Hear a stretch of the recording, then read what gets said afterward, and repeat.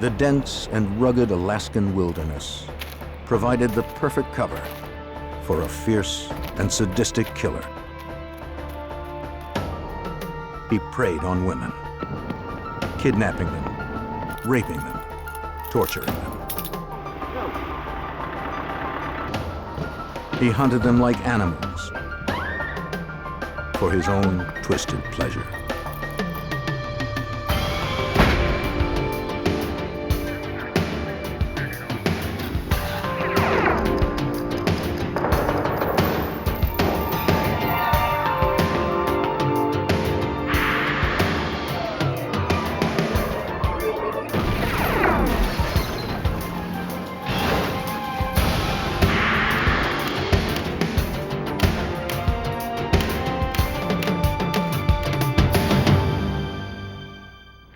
In the 1970s and 80s, people went to Alaska looking for a fresh start, to reinvent themselves, or to disappear for a while. Some of those disappearances weren't by choice. I'm Jim Kallstrom, former head of the FBI's New York office. A serial killer's rampage was exposed when the bodies of young women began turning up in shallow graves that dotted the Alaskan wilderness. The killer was at home in the rugged terrain, but the hunt for him began 3,000 miles away, where FBI profilers mapped the criminal's mind.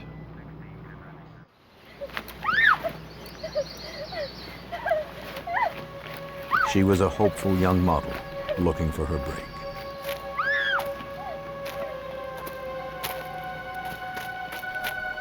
She accepted a job with a man who claimed to be a photographer, but turned out to be a merciless killer.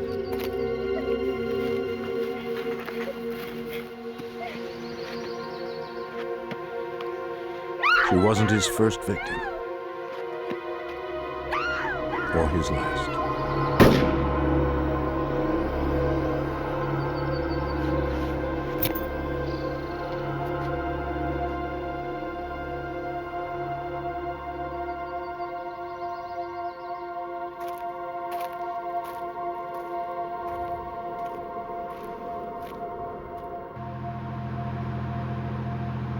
From the 70s through the mid-80s, the wilderness of Alaska became a popular destination as people flowed north to construct the Alaskan pipeline.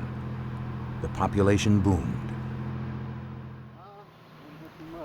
On August 13th, 1982, two off-duty Anchorage police officers were hunting moose near the Knik River, in a wilderness about 20 miles from Anchorage.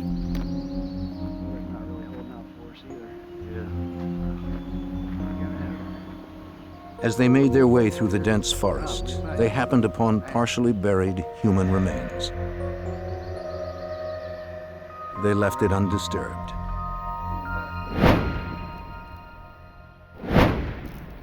The next day, crime scene technicians from the Alaska State Troopers arrived at the scene. Crimes out here fell under state jurisdiction. Besides clothing and an elastic bandage, troopers found a .223 caliber shell casing in the shallow grave. Conveniently buried here in the sand. Dental records identified the remains as 23-year-old Sherry Morrow, an exotic dancer reported missing a year earlier by her boyfriend. Troopers called him in to break the news. Her clothes matched the ones he reported her missing in, but her good luck charm, the gold arrowhead pendant she never took off, was gone. Morrow was probably murdered shortly after she disappeared, giving the killer more than a year to cover his tracks. Finding him would be next to impossible. In the year following the discovery of Sherry Morrow's body, more women began turning up. It's a sad truth that finding bodies in the Alaskan wilderness wasn't all that unusual. 2 or 3 times a year, some novice hiker or hunter would get lost and succumb to the elements. But a growing number of bodies had a different story to tell. During new road construction on September 2nd, 1983, a crew unearthed human skeletal remains not far from where Sherry Morrow's body had been found 1 year earlier.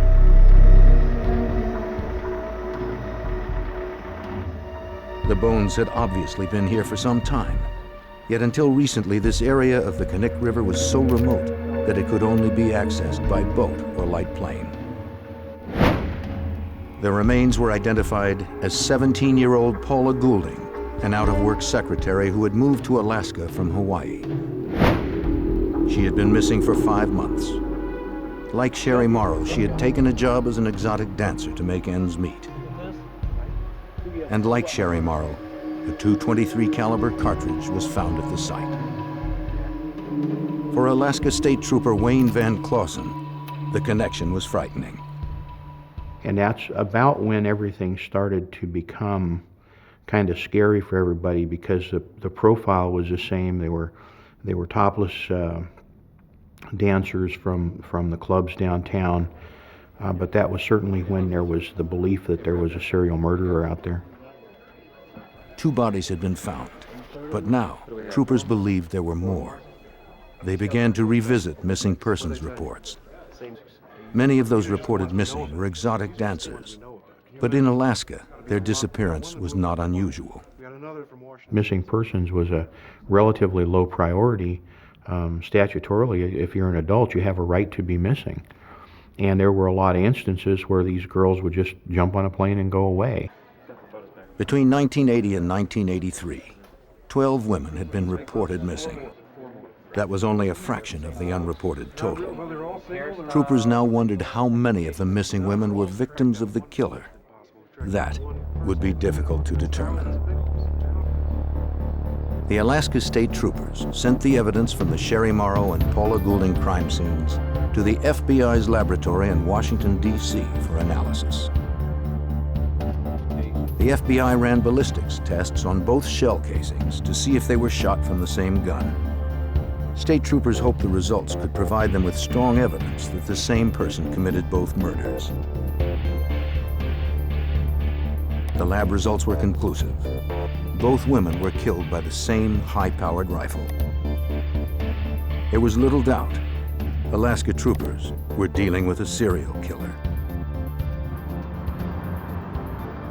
While they began their hunt for him in the wilderness, the Anchorage police were dealing with their own problems.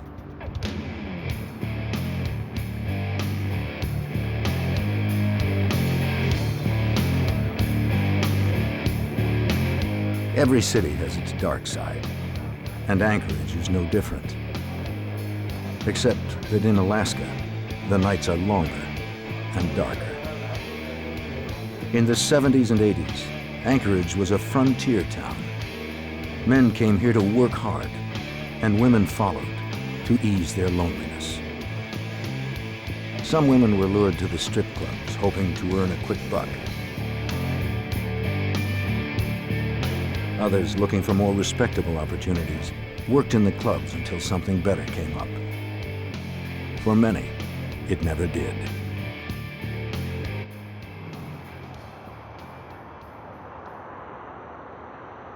And in the city's streets roamed a stalker. He chose carefully. His victims were hardly missed. For in a city made up largely of strangers, it's difficult to be a missing person.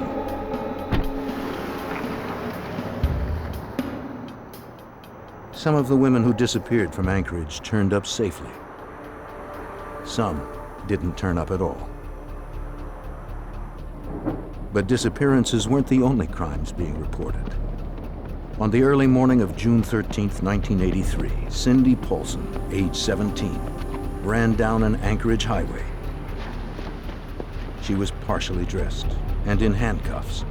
She managed to flag down a passing truck. She was running for her life.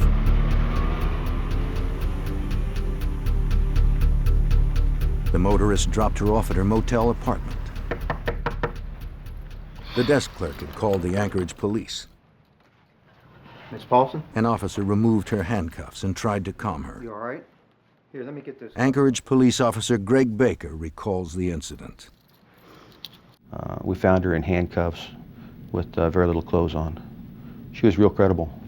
She was very scared, she's very frightened, and she told us her story. Paulson, the prostitute, told Baker that she picked up a trick the night before. She described him as wiry, scruffy, about 6 feet tall, with glasses and a stutter. He was not the kind of person she thought of as threatening. But as soon as she stepped into his car, he handcuffed her and put a wood-handled revolver to her head.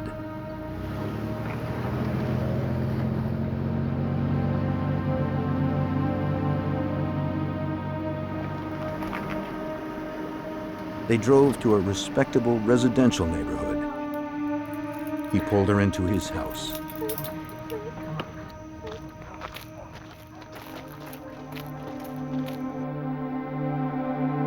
The place was well kept and full of hunting trophies. He had a chain hanging from the ceiling of his den. He chained her up and stripped her.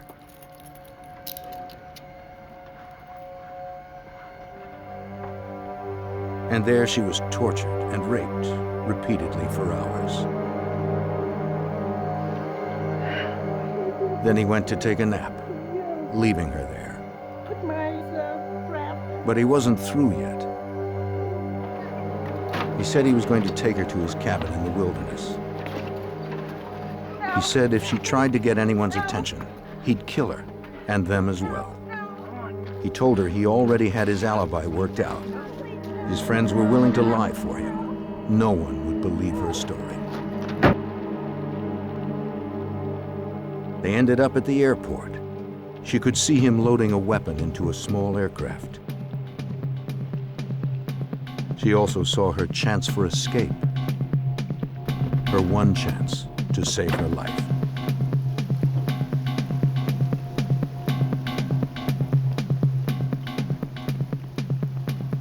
The story sounded outrageous, but her genuine terror compelled Officer Baker to check it out.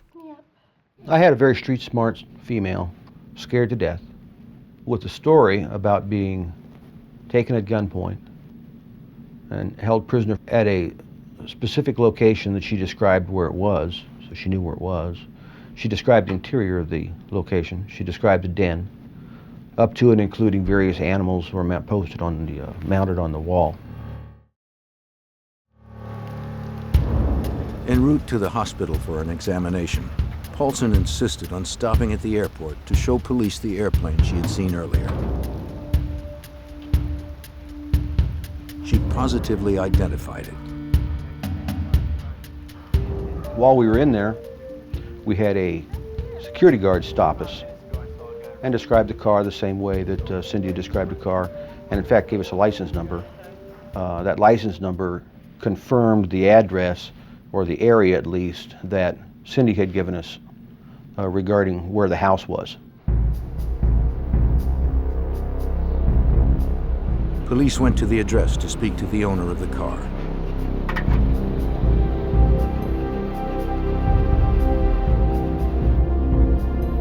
They arrived moments before he pulled up, driving the vehicle described by Cindy Paulson. So far, everything Paulson said had checked out. But the suspect had his own story to tell.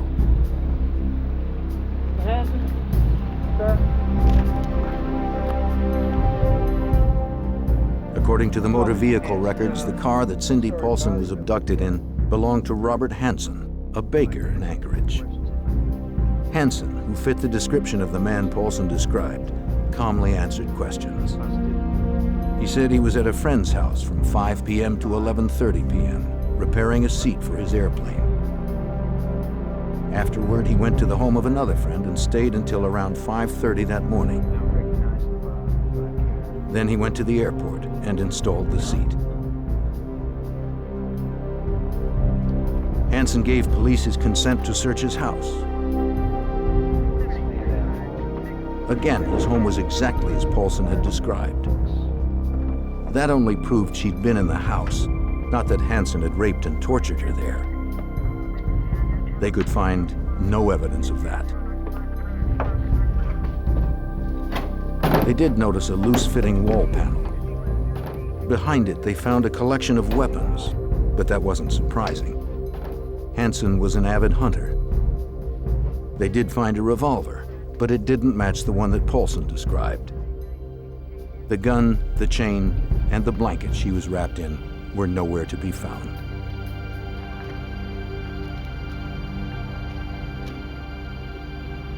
Hansen's car appeared equally clean. Anchorage police found nothing in his car that fit Paulson's story.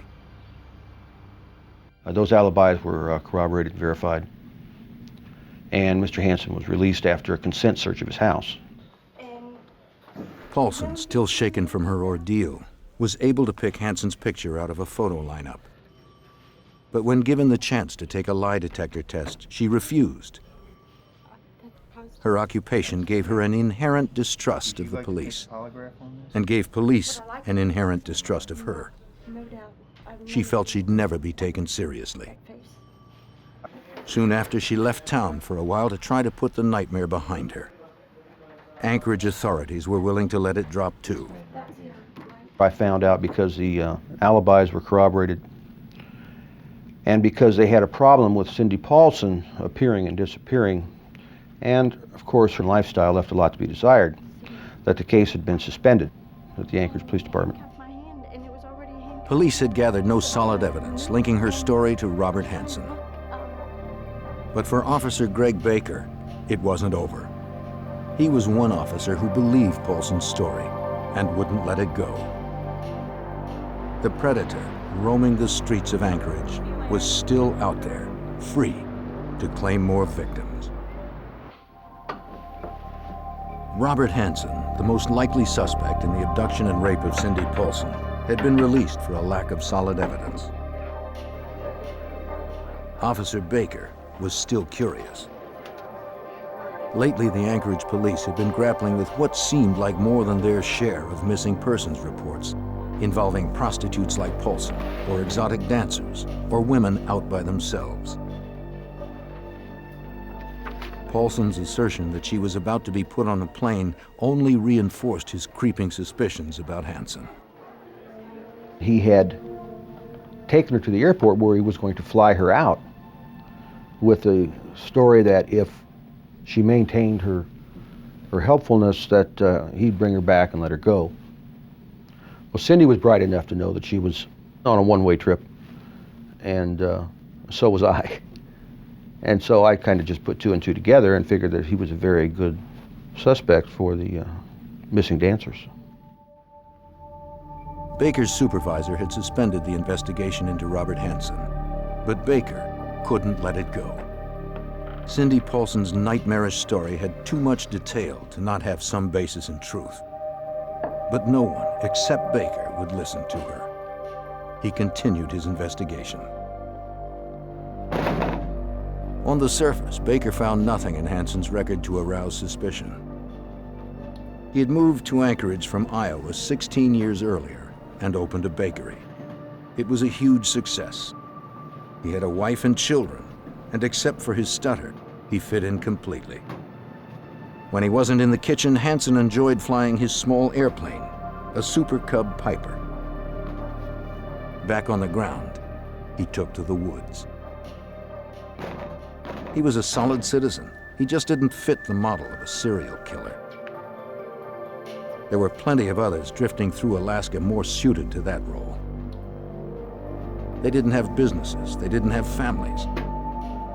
Hansen did. He had everything to lose.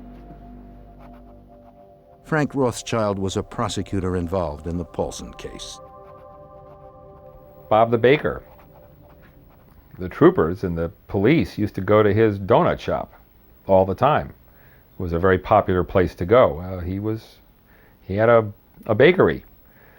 People knew him. He was friendly. He was just a hard-working guy. Unaware of Officer Greg Baker's local investigation in Anchorage, state troopers were still trying to find their serial killer. Bodies continued to be unearthed in the Alaskan wilderness.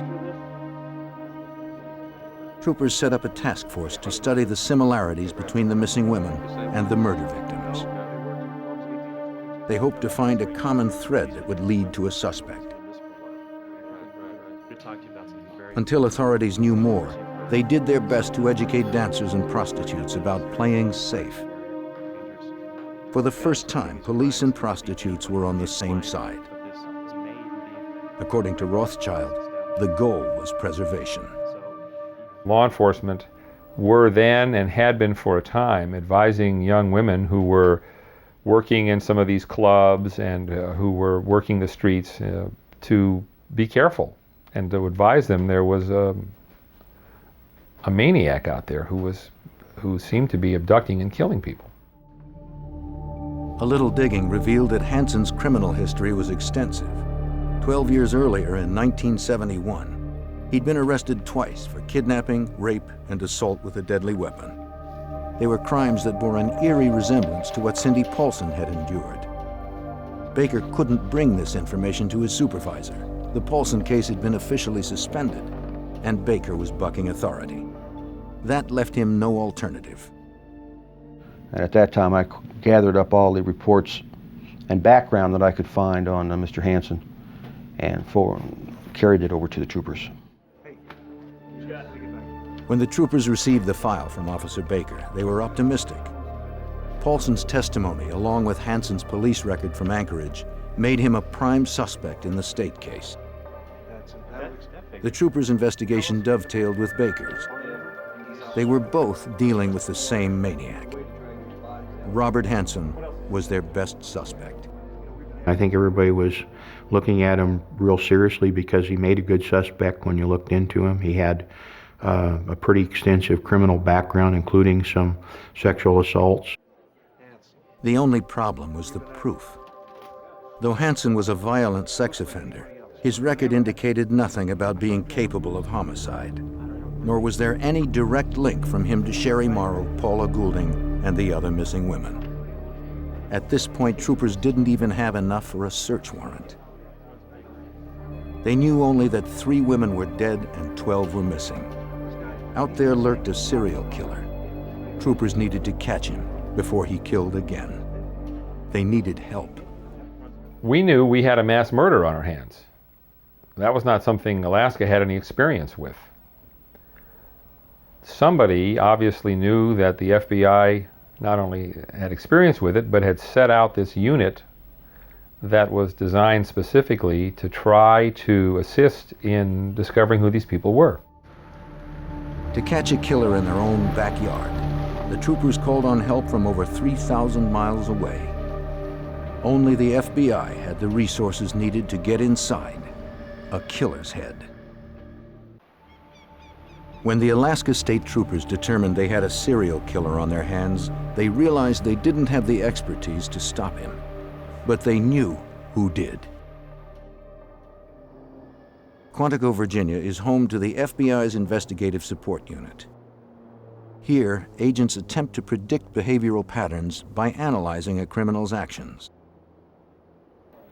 Retired FBI agent John Douglas helped pioneer behavioral profiling and still works as a consultant. His profiles are based on 25 years interviewing convicted killers. They taught Douglas how to think like they do. He's learned that serial killers are acting out their fantasies of control and conquest. As Douglas slowly wins their trust, he takes them back to the scene of their crime. You finally get them talking, they start giving you that 1,000-yard stare. They're back 10 years ago, 20 years ago when they were perpetrating the crime, and they kind of lock into that 1,000-yard stare, and their memory is just so precise. And the fantasy is what keeps them going over and over and enables them to survive when they're incarcerated. So I got to tap into that. It takes time, but once I'm in there, I get tremendous information. From these interviews, he distilled a checklist of traits and habits that serial killers share. They start young, with lesser crimes such as arson or cruelty to animals. Over the years, their violence builds. To every new case, profilers bring the knowledge of how killers evolve. To understand the criminal, you must look at the crime.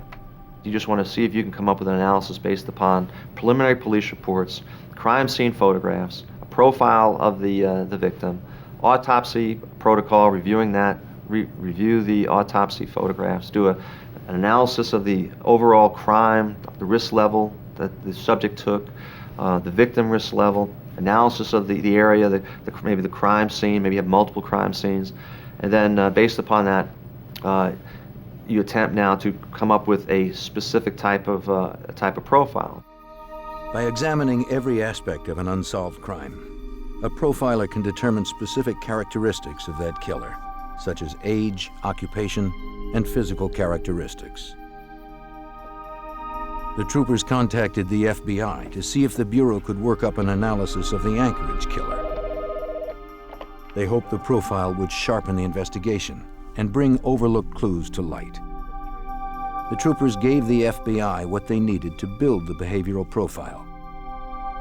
For a scrupulous, accurate profile, they required only facts from the troopers, no analysis or theories.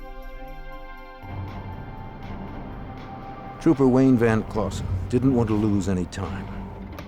The information he received from Officer Baker aroused his suspicions about Robert Hansen, but he needed more information. Criminal records were just beginning to be computerized, and he didn't have access to them all in Anchorage. While the profile was being developed, he went to Juneau to collect Hansen's records from the Superior and Supreme Court archives. In his fact-finding mission, Van Clausen researched every town that Hansen had ever lived in. He found reports on Robert Hansen dating back to 1961. He gathered all that he could carry, sent the rest by truck, then headed home. While he was in Juneau, the FBI had come through with a criminal profile of the serial killer. The fact that the killer was so prolific meant to Douglas that he could function unnoticed within the community. Someone who worked independently, most likely a business owner. The killer would be an avid outdoorsman, since the bodies were recovered in remote areas of wilderness. Since he preyed on prostitutes, Douglas concluded the killer had difficulty talking to women, had low self-esteem, and grew up feeling like an outcast. Based on killers with similar profiles, Douglas provided a specific characteristic to explain the cause of those feelings of inadequacy, a feature that bore an eerie resemblance to Robert Hansen. The one that totally blew us all away, I think, is that when they said he's either going to be a stutterer or someone who has a lisp, a speech defect. How do you figure that? But that was one of the things that they suggested might show up. The FBI profile pointed to Robert Hansen, but the depths of Douglas's insight were about to be known. Upon Van Clausen's return, troopers studied the files. The records showed that Hansen had spent 3 years in a reformatory for setting fire to his old high school's bus garage. Based on their work with previous killers, the FBI profilers said the killer would have a history of arson. You have a boyfriend? Yes, actually I do. Yeah. The profile painted the killer as a social misfit. Hansen's court-ordered psychiatric reports from his days at the reformatory bore this out. I'm really busy right now, you know. I don't mean anything like, His stutter was a social barrier that undermined his self-confidence. Whenever he tried to assert himself, he'd be slapped down. I have a lot of work to do, or I'm gonna call security on you. He never forgot the sting. The profile said the killer would learn to function as a normal member of society while his perversions festered within. His record showed that in his 30s, Hansen began working at a bakery. He would brag to co-workers about his kleptomania and the sense of power it gave him.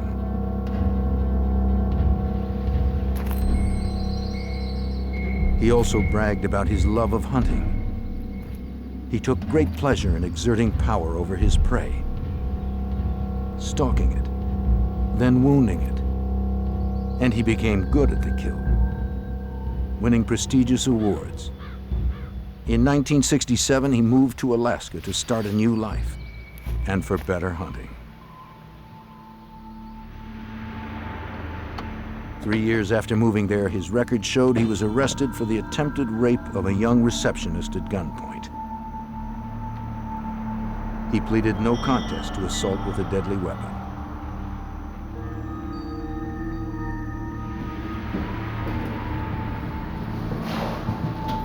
A little more than a month later, he was indicted for the attempted assault of an 18-year-old woman he'd followed home. As soon as the man got to Alaska, he was involved in theft cases, he was involved in abductions, he had psychiatric evaluations showing him to be really unstable and having all kinds of weird sexual fantasies and the rest. True to the profile, Hansen seemed a respectable citizen, so the courts were lenient. In one case, he claimed to have memory lapses and was given psychiatric treatment and 5 years in a work release program. He abducted one of his early victims outside a coffee shop, took her to a cabin in the wilderness, and raped her at gunpoint. She was 17 at the time.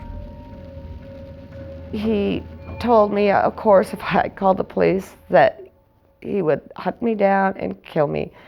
He told me he was a fine, outstanding businessman.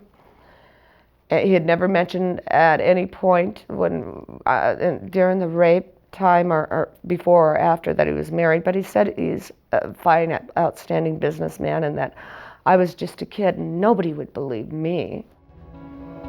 And he was right. Everything the profiler said about the perpetrator of the serial killings fits suspect Robert Hansen, a truly dangerous man who was passing as a nondescript face in the crowd. While troopers zeroed in on Hansen, they spread out to search for more victims in the Knik River area, where 3 bodies had been found. They believed that the dancers who were still missing may have been buried close to the other grave sites. But troopers came up empty. The area was too large and remote to cover completely. Despite the compelling FBI profile and the past police records, troopers lacked anything tangible to link Hansen to the killings. His police records were too stale, the evidence too circumstantial to hold any weight in a court of law. Investigators hoped that Cindy Paulson could help. She was the only surviving victim to Hansen's current wave of violence. Perhaps she could remember something else from her ordeal. Paulson gave another statement, but this time she was able to ID one of the guns Hansen had in his possession. Aside from Paulson, Hansen had not been implicated in a rape or abduction for more than 10 years. But in the hopes of strengthening their case and establishing a pattern of behavior, investigators searched for another of Hansen's victims from years earlier, whose experience matched Paulson's. Although this prior victim no longer lived in the area, troopers tracked her down and asked for her help. I had gotten a call from Alaska asking if I would like to maybe help with a conviction for Mr. Hansen. They had explained to me that he had killed, to the best of their knowledge, 7 women. And they explained to me that the last woman had broken free. She agreed to testify when the time came, but troopers still had a weak case. Though troopers felt confident they were on the right track, they didn't have enough to prove that Hansen was a serial killer. According to Anchorage Police Officer Greg Baker, Hansen knew that authorities were onto something. One morning I was driving by and I needed to get some donuts for the shift. Mr. Hansen was there, and he had a window that he stood in and decorated cakes and cupcakes and cookies. And I remember watching him. He kept looking up at me, and you could tell he was nervous. And he kept putting frosting on his thumb. And I liked that. Although investigators had Hansen in their sights, they still lacked the evidence to connect him directly to the crimes. But because Hansen matched the profile so closely, Douglas flew to Alaska to review the case and to brief the troopers and prosecutor Frank Rothschild on how to proceed with the suspect. Douglas was confident that Hansen was their serial killer. The hunter was now the hunted. So the mission was to provide a analysis for them. Does he have the capability to commit a crime like this? And the answer was yes. I believe this prostitute, and I believe he's capable of perpetrating these crimes. Douglas's idea was to bring Hansen in for questioning while simultaneously searching his house. To obtain a warrant, investigators needed to list specific items they believed to be in the house. They knew to look for the gun that Cindy Paulson described, and the one that fired the bullets found in the graves of Sherry Morrow and Paula Goulding. That wasn't enough. They needed a home run, something that would prove Hansen's guilt in no uncertain terms. They asked Douglas if there was anything else to list in the warrant.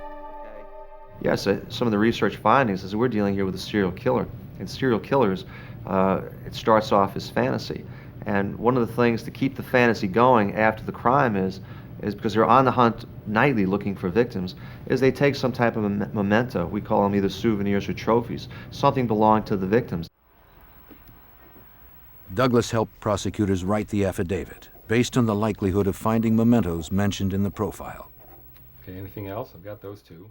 Anything from a piece of the victim's jewelry to a driver's license.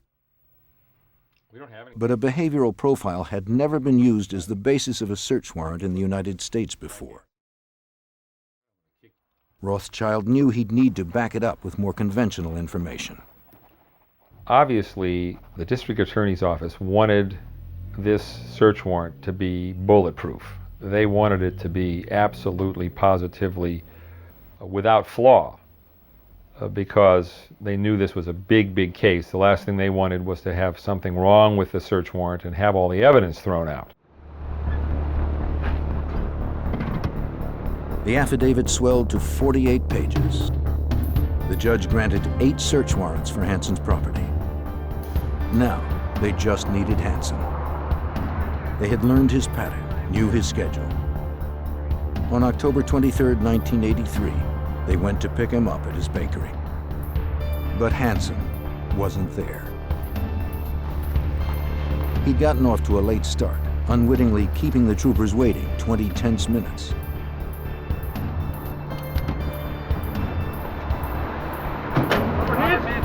Robert Hansen? Alaskan, will you step away from your car? When asked to come in for questioning, he didn't resist. The interrogation room was ready for him. The goal was to keep him off balance, hoping to elicit a confession and avoid a lengthy legal case. Douglas helped the troopers design the interrogation room for the biggest psychological impact. Crime scene photos and related materials were strewn everywhere for Hansen to contemplate before his interview. At the appointed moment, the troopers arrived, and the mind game began. Mr. Hansen? The FBI coached Rothschild on how to play it. Ask him questions in a way that would prompt more discussion.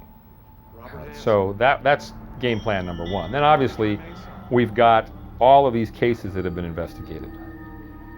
And to get him to talk specifically about those. He's trying to search us out. What do we know?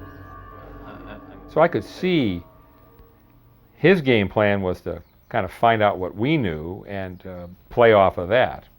And my game plan, of course, is to find out what he knew. While Rothschild tried to get Hansen to open up and confess, troopers served the search warrants. Hansen's wife was home. The troopers were extra cautious, videotaping the entire procedure. What they were looking for could be anywhere, even in plain sight.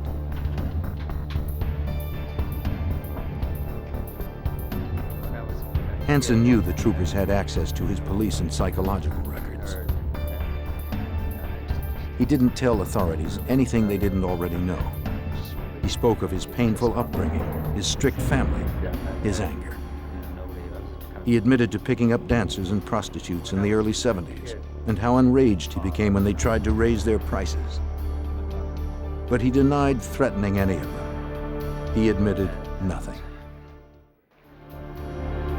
While Hansen told his story and his house was being turned inside out, other troopers headed to his bakery and to the airport to search his plane.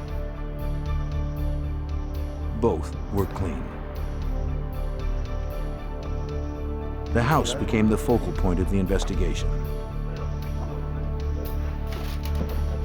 A careful search of the upstairs bedroom finally yielded a curious and eerie discovery.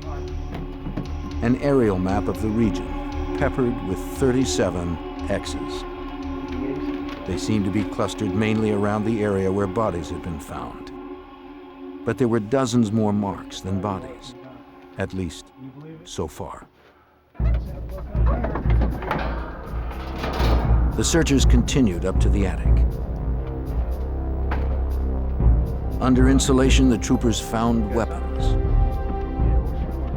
Among the items found were a .223 Ruger Mini 14 rifle, like the one used to kill Sherry Morrow and Paula Goulding, and a wood-handled revolver resembling the one described by Cindy Paulson.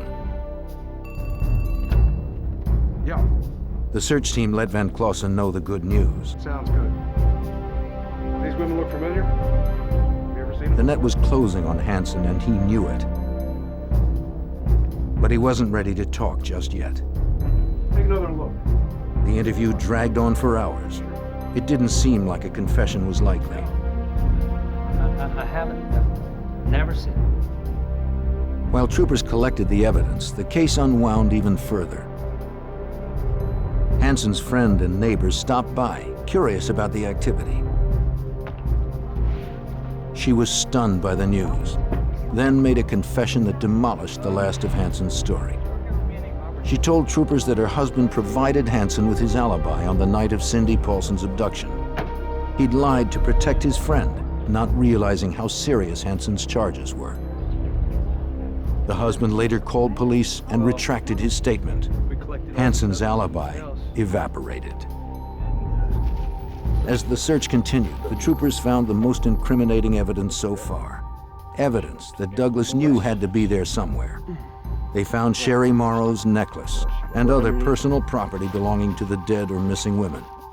They had found Hansen's stash of trophies. Yeah, this is Baker here. Investigators called the station.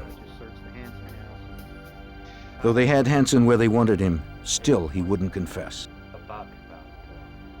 But they had enough to lock him up on the Cindy Paulson case. Bail was set at $500,000. Investigators now had time to build their case against Hansen as a serial killer. They called the prior victim to see if she was still on board. And at that time, they thought he had killed 11 women. And was I still interested in being a witness? They really felt that they may need me because he hadn't confessed. All right, what you got? Great. 3 points on the map found in his bedroom matched the locations of bodies recovered by the troopers. Another X marked the location of a body recovered by Seward police years earlier. The remaining X's presumably marked the graves of more victims, dozens of them. Looking at the map obviously was pretty chilling because we believed the map. The map was a body count as far as we were concerned. The man had kept track. He didn't have newspaper clippings. He had the map. When the troopers believed they had enough to convict Hansen on at least 4 murders, they confronted him and his lawyer with the evidence. Hansen couldn't refute it. He had no place left to hide.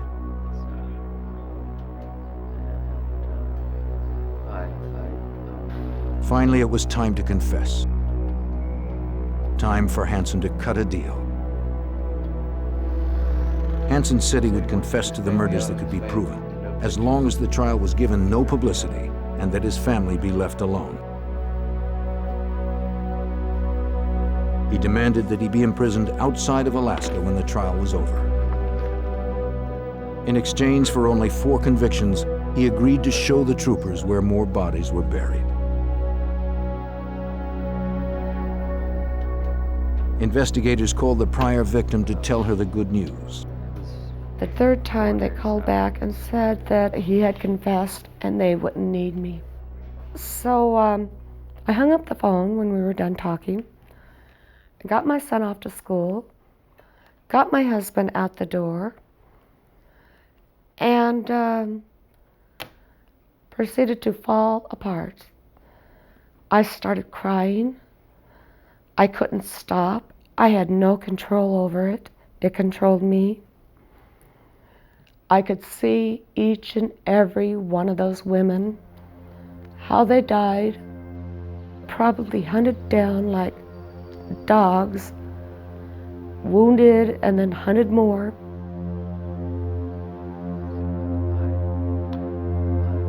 In his confession, Hansen described how he would take his victims into the woods and hunt them as prey. Over the dozen years that he lived in Alaska, he'd raped more than 30 women and developed many strategies for capturing them. Once he found a likely target, a solitary woman like Sherry Morrow, he would befriend her and arrange to meet her at a fast food place. If they were dancers or aspiring models, he'd offer to pay to photograph them. He'd arrive early and stay in his car. That way he'd be certain the woman arrived alone and had no one waiting for her in the parking lot. No witnesses. Then he'd go in and meet his new victim.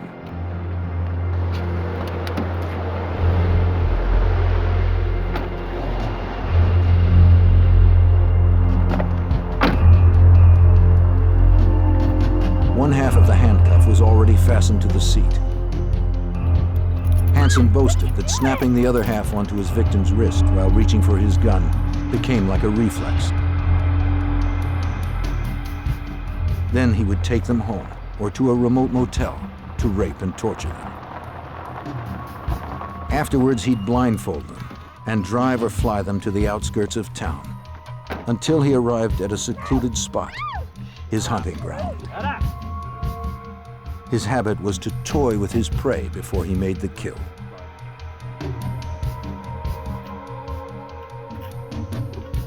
Hansen confessed that in the summer of '83, he devised what he called his summer plan. He sent his family away so he could bring his victims home. When he was done with them, he'd dispose of them in the wilderness.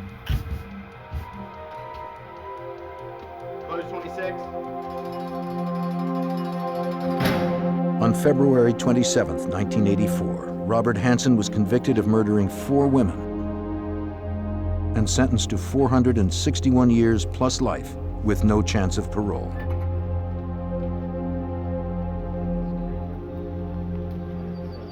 After his sentencing, Hansen accompanied troopers into the field to find more of his victims, represented by X's on his map. A total of 8 victims were found. Some places on the map went unexplored. Bears scavenged others, scattering the remains. Investigators will never know how many of the 37 X's represented one of Hansen's victims. According to John Douglas, the map might have depicted only a small part of his hunting grounds. Killers like Hansen will come into contact with a lot of women, but fantasy is everything, and they may not like the way the person talks or the person dresses, the style, and so they'll make a decision. Well, this one will live. This one over here will die. I believe he was good for a lot more cases, and I still believe there was a chance that one of the reasons that caused him to go up to Alaska, he was running away from homicides back in the lower 48. In the United States, an estimated 35 to 50 serial killers are active at any given time.